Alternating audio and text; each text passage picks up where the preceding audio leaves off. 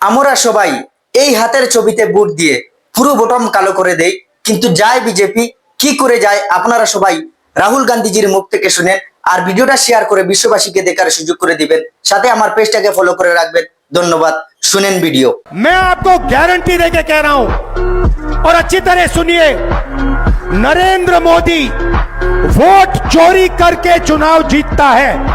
Narendra Modi vote चोरी करके, vote कटवा के, वोट बढ़ा के चुनाव जीतता है। और नरेंद्र मोदी और अमित शाह की मदद हिंदुस्तान का इलेक्शन कमीशन करता है।